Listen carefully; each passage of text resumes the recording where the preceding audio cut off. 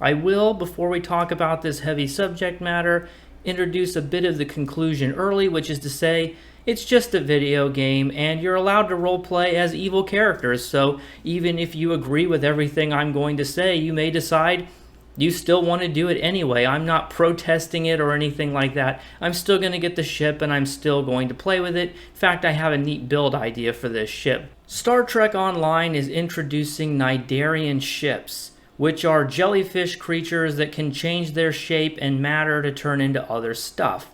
And in the pilot episode of TNG, they get rescued because they were being forced to do that for the benefit of others. And the excuse we're being given is that they want to do it. They're volunteering to be part of the Alliance fleet. So we're literally going to be using their bodies on a volunteer basis as a starship. And there are serious problems with this, mostly relating to body autonomy. And no matter how you break it down, and we're going to go through the different scenarios, there are major ethical issues with this. And since we're all Star Trek fans, I thought it would be a good idea to unpack this decision and this justification to see what the consequences of it are, because I don't believe the developers really thought out what they were saying here, so let's go ahead and get into it. Let's say there's two scenarios.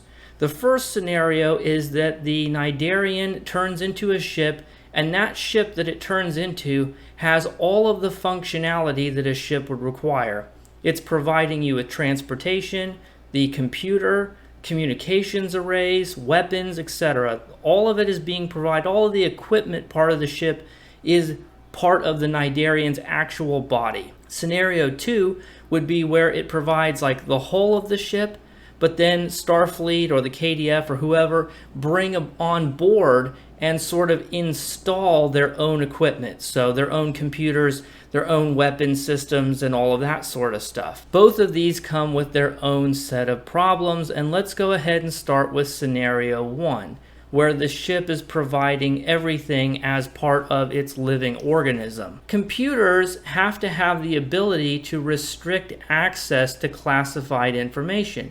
And if you look at the Voyager episode, The Omega Directive, you'll see that sometimes that restriction is so severe, it excludes anyone but the captain. Only starship captains and Federation flag officers have been briefed on the nature of this threat. Is the ship itself going to be privy to that information, or would it not be allowed to be stored on the Cnidarian computer system? That raises a problem. Either Starfleet or KDF or whatever can't install the information onto the computer that it needs for its functionality, or the computer, and which is to say the Cnidarian, will be privy to classified information that it shouldn't have access to.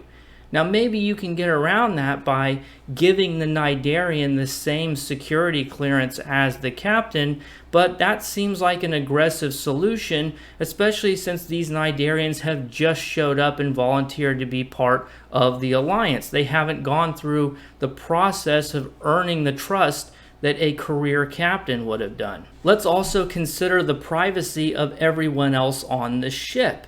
If you're trying to have a private conversation, maybe you've seen Encanto, so you know what I'm talking about here. The Cnidarian, the ship itself, is going to be aware of everything that happens. And I see into your quarters. I mean everything. So even the captain can't have a private conversation without the ship eavesdropping on it, which generates the same kind of problems as the security clearance. Because even if the Cnidarian could somehow choose not to access the information in its own computer data bank, it will still be present for all outgoing and incoming transmissions, as it's also providing all of the communications capabilities. So let's say that the captain was having a secured, classified subspace communication with an admiral at Starfleet Command. The Cnidarian is going to be aware of it because it's the one processing the ingoing and outgoing communications. And what about the situation with the weapons? If a crew member suddenly develops a conscience, like let's say you're working for the Cisco, and you decide you don't want to bombard an entire planet with deadly radiation, well, you can be relieved of command and someone else can simply do it for you. The point I'm trying to make here is that a missile is not alive. it is a piece of equipment and it will operate regardless of who is operating it and for what purpose. But if the weapon systems on your ship are literally alive and they decide to be a conscientious objector, what are you going to do about it? It may jeopardize the mission. In fact, the Cnidarian would be control of all ship systems. What if it suddenly decided it didn't want to serve meat anymore? Now, obviously, the Federation is supposed to be vegetarian, but what if they had an ambassador from another race on board that wanted to eat meat? And it was very important for diplomatic negotiations that they serve a dish that's in line with the rituals and customs of that alien race. And then the ship says, nah, dog, you're not getting your hot dog because I'm vegetarian and you can't make me replicate a hot dog. Kind of a ridiculous scenario, but you can come up with as many of these as you want. When all of the equipment on the ship is a living organism with its own free will and its own body autonomy, you can't force it to do something it doesn't want to do, even if you have the authority to do so through the chain of command. You might be able to resolve this by making the Cnidarian the captain, and that's a solution I initially thought of. After all, if the Cnidarian is the captain of the ship, the buck will stop with them. They can be held accountable, but at least their decisions would be the highest ranking decisions on the ship, right? Well, what about self-destruct? I mean, is the Cnidarian really going to want to destroy itself in a situation like that? We've seen many times that the captain alone cannot initiate the self-destruct sequence. This is Captain James Kirk of the USS Enterprise. Destruct sequence 1, code 1, 1A. Mr. Spock. This is Commander Spock, science officer. Destruct sequence number 2, code 1, 1A, 2B. Voice encode verified. If you forced it to do it, you would be violating its body autonomy, and if you allow it to make that decision, then it's circumventing the chain of command and making decisions that it should not be allowed to make. Okay, well, that's maybe somewhat convincing, but what about the other scenario? What if it's the ship whole, but it doesn't provide all of the equipment, so someone else could operate the weapons, or they could hide secret information from the Cnidarian because the computers were brought on board? Well, that has its own issues as well. At that point, it would essentially be a cyborg, because in order for all of those systems to function appropriately, they would have to be installed as part of the computer so that they can all work together and draw from the same power source. One of the greatest episodes of Star Trek,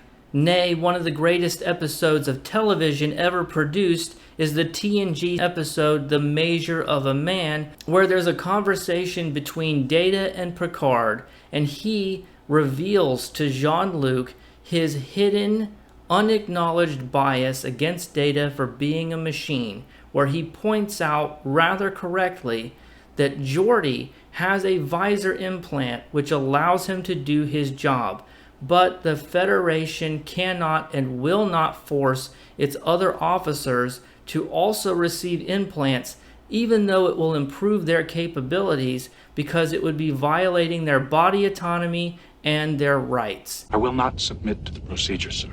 But I have to consider Starfleet's interests. Lieutenant LaForge's eyes are far superior to human biological eyes, true? Mm-hmm. Then why are not all human officers required to have their eyes replaced with cybernetic implants? It is precisely because I am not human. That will be all. Imagine that.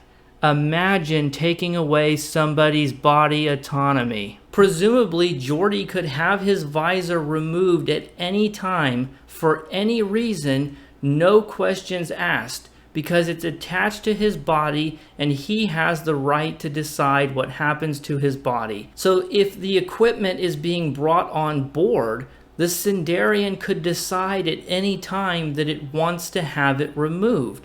And what could the argument against that possibly be? There wouldn't be one without, again, violating its body autonomy. So it results in the same problems we just talked about with the first scenario.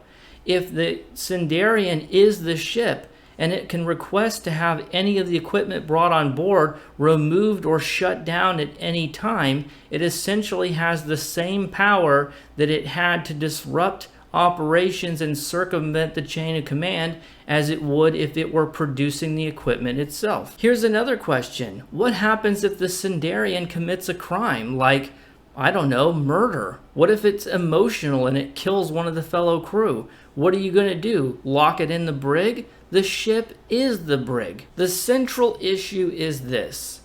Machinery, starships, transporters, subspace arrays, whatever, is inanimate equipment. It's tools. And all of the rules, regulations, rights, privileges, procedures that go into making up the Federation, the Alliance, and how everything is conducted in the society of Star Trek are made with the implication that all of those things have no rights and that they are simply tools to be used. It completely destroys a lot of the assumptions that those things are built upon. There's a saying that guns don't kill people, people kill people, but what if your gun was suddenly alive? Would it then be complicit? The only way you can have a living starship in a society like Star Trek presents to us, deny it its rightful body autonomy. Is this a problem for Star Trek Online? I would say no. You don't have to take these things too seriously when playing a game. But if this was a decision that was added to an episode of a Star Trek television series and the people using a Cnidarian as a ship were not the villains, I think we would all be justified, myself included, in complaining that they did not really understand Star Trek and they didn't really learn the lessons that TNG and the other Star Trek shows were trying to teach us about the future and how we should all be respectful of each other and how we should all treat each other. What you're doing here is unethical. It's immoral. I'll fight it. Let me know what you think in the comments down below. Do you think that it's a problem, or am I just making a big fuss over nothing? Thank you to all my channel members. I'll see you guys on Ryza. Bye.